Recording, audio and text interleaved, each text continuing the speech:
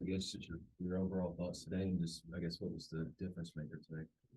Well, I think, the one thing that you always want from your basketball team is to play as hard as they possibly can. Anybody that was here walked away and saw a great basketball game. I feel for the locker room. They're giving it all they have. I mean, this is a ranked team at home coming off beating Kansas. We went with a half court trap that I thought we executed to perfection, especially in the first half. I think they were 1 of 14 against it.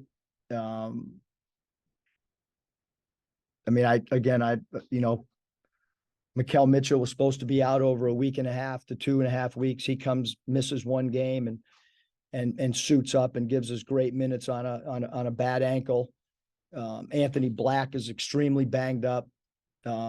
He continues to suit up and put forth a incredible effort. Ricky Council, obviously, with the minutes he's played, has been banged up.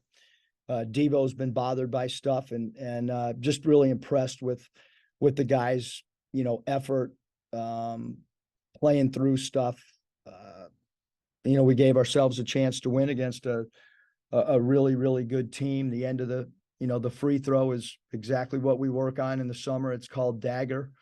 And, Joseph had a good look. Just, sometimes a shot doesn't go, and that's a little bit, it's tough to ask a guy who's sat for that long as well. But execution in a lot of different areas. I thought we were good. I thought the players did a really good job of clock management and gave ourselves an opportunity to potentially put the game into overtime. So was Devo supposed to miss that free throw, or was he going to be ideally he'd hit the first free throw, miss the second? That would be ideal, but they surprisingly got to the spots exactly like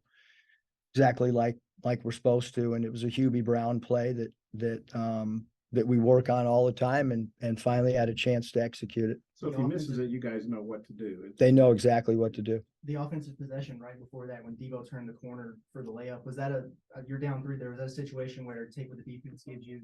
No, we had 3 options for a 3, and Devo found a seam in the defense, and we felt, we wanted a 3, but if you didn't have a clean look at a 3 instead of just hoisting up the shot, which it played out time-wise like we thought it possibly could. So, Devo makes the first one and we miss the second and we execute that. Maybe we walk out of here with the win. So I thought the clock management by the guys on the floor was really, really good. And, there was no panic. If you look at the stat sheet and you watch the game, the difference was obviously the free throws attempted. Everything else, our first half defense against a team at home, you're not going to hold Baylor to 8 of 33. We've played 3 games defensively where I thought we've been phenomenal. I think Baylor was in the bonus 5 minutes into the half. How much does that change? I'm not going to talk about it. How much does it change when someone's in the bonus that shoots fouls as good as their players? It drastically changes the game. 5 minutes into a half. Neither team shot a lot of threes. I think they shot a couple more, but it looked like you were both going to the hole equally aggressively, and things maybe were getting called on you that weren't getting called on them. That's how sort of looked that way. Yeah, I thought we did a good job trying to attack the rim. In the first half, offensively, we were phenomenal. We were phenomenal defensively in the first half, and second half just didn't get to the foul line at all. I don't think we took a foul shot until the last 20 seconds. Ricky hasn't scored the ball as well late, but he had 25 tonight. What did you make of his performance tonight? Yeah, I thought he did a great job of finding seams in the zone, especially in the second half, and we kind of moved him around in different areas. I think our zone offense has drastically improved. Again, I feel for the locker room. It's a great rebounding team. You're talking about the second most efficient offensive team in the country. They're playing at home, and the defensive effort was, we hold them to 33%.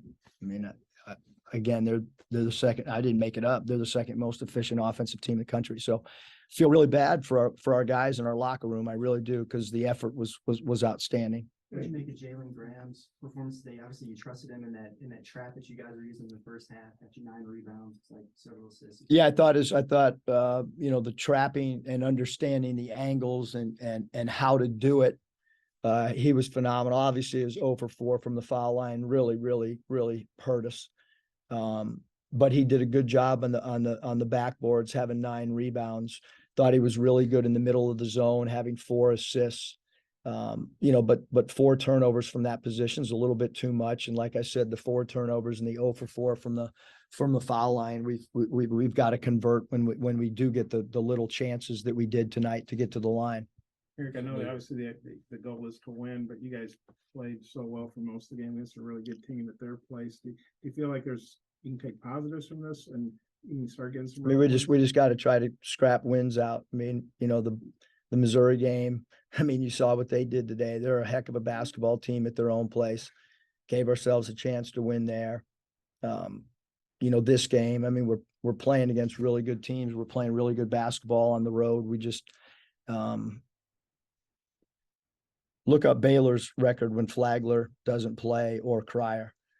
Look up Creighton's record when their center doesn't play. Those are just one guys at a time not being out. So,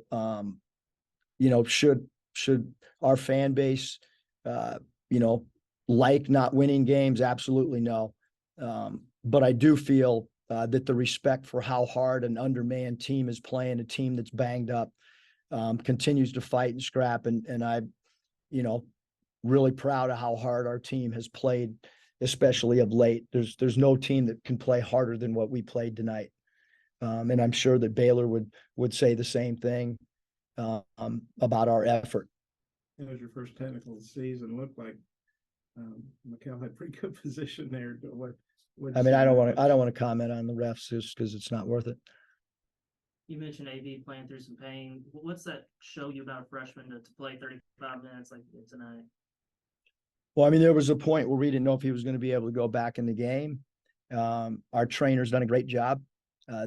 It's again, I mean, Mikal had a boot on and couldn't walk 3 days ago.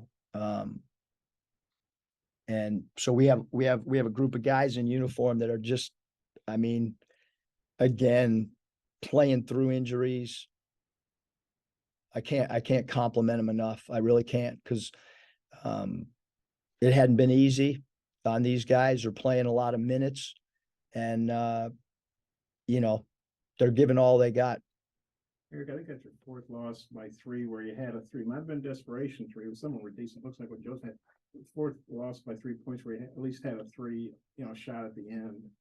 How tough is that, or how frustrating? Or what? I've never had a season like this at all since I've been coaching. I've been coaching a long time, and like I said, I feel for the locker room. We've 3 games could flip, and It's actually 4, whatever. Yeah, but I mean, I don't. I hope we can figure out a way to continue to get better. What'd you think of George out there, freshman? Oh, he's phenomenal. I thought, I mean, he just rose up, knocked down his foul shots, has an incredible looking shot. 24 points in 32 minutes. I mean, he's a really, really, really special player. Really special player. Got another quick turnaround and travel. We'll ask some Mississippi State questions. I'm sorry, Texas A&M questions. Yeah, Coach, what is it about Texas A&M's style of play that made them maybe a difficult matchup over the course of the last couple of years? Well, I think they're a difficult matchup for everybody. I don't think it's just us. I mean, you look at what they did last year to end the season. It's a pretty difficult matchup for everybody, the way they won towards the end of the year. I think they have a veteran team. They really know their roles. They play their roles. Taylor's a guy that can make threes. He's got really good quickness. Radford is a matchup problem for everybody in the SEC, not just us, because he can play the 2, 3, 4. Marble's a guy inside and can make mid-range shots.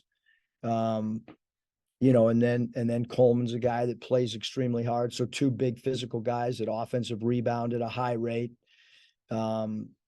It's a team that, again, is playing really well in conference play. But the last 2 years they've struggled in non-conference, and once they've gotten to conference play, they've played with great confidence, and it's a team that plays really, really hard. I don't know if you saw some of the early, they lost to Wofford and some other games that kind of head scratchers, but like you say, they seem to get it together in conference. What are they doing different now that maybe they weren't doing earlier? Why do you think they seem to get it there? Yeah, I mean, I haven't studied, the non-conference. I, only watched them, in conference play. And like I said, they have most of their players back.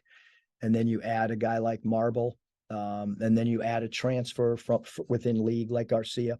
So they have a deep team, and they play really hard. And as far, you guys get travel, tough road loss travel, then Tuesday night. How tough a turnaround is that? When you're down 2 guys, whether it's a short turnaround or long turnaround, and you're banged up, and guys, I don't know how much we can do between now and Tuesday in practice, but I know that these guys are going to fight through injuries and show great toughness and grit. Because that's what they've been doing, and they'll continue to do that. These guys that are in uniform right now. You mentioned being down 2 guys. Is there any update on Nick? No.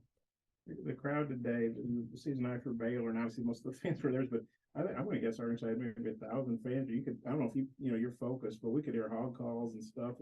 Did you have any sense of the Yeah, no, our crowds are as good as any in the country, and tough place to play. Baylor is, obviously, if you look at their home record, and I know that our guys could feel the Razorback people that were here, and we travel well, and today was another showing by our fans. Eric, after the game, you mentioned like the competitiveness of the guys. That seems like, as you just mentioned, in the fight of the guys, like how much has that changed in your opinion? I think we had, just like everybody in college basketball, every single team, we the Vanderbilt second half, we didn't play with the intensity and the defense that we normally do. So that was a 16-minute segment. There's been times where we've struggled maybe offensively, but we've played really hard. And, for 16 minutes against Vanderbilt, I told you guys the truth of how I felt about our team at that time. And they've certainly bounced back. And this is a tough one, man. This really is. And so are some of the other games, like the game at Missouri that we put ourselves in a position to win, and we just didn't. You say something to Joseph after a tough shot like that? He obviously, you could tell how upset he was. Do you say something to him? Or I mean, we will eventually, but right. I just wanted to leave the locker room alone because they played hard. I didn't really say anything other than bring it in, and we'll get back to prepping for A&M. Thanks, Coach. Yeah.